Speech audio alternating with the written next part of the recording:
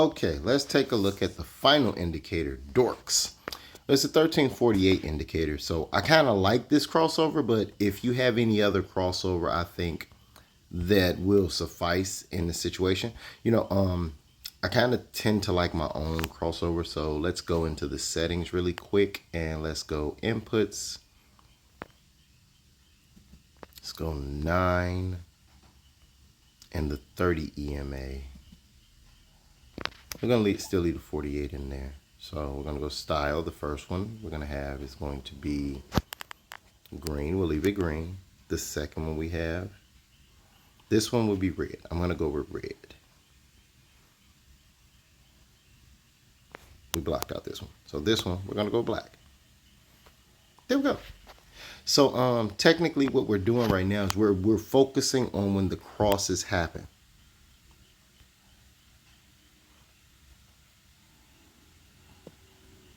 A little bit lag behind due to how the setup is made. So let me see. I messed that one up. Let me go back. Bam.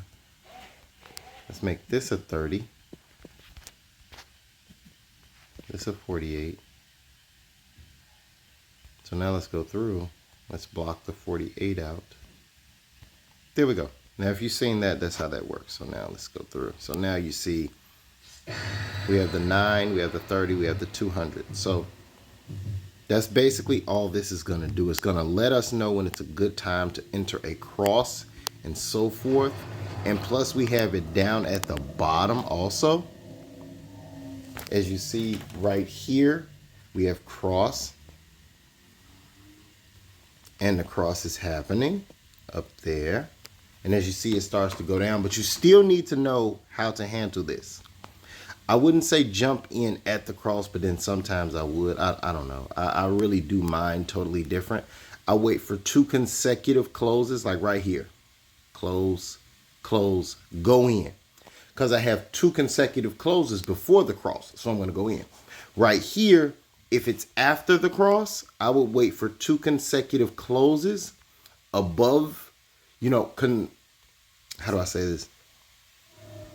If it's a red, I wait for 2 consecutive. If it's a down, I wait for 2 consecutive red. If it's a green, I wait for 2 consecutive green before and after the cross, if that makes sense. If you have any issues, leave it in the, that cross right there.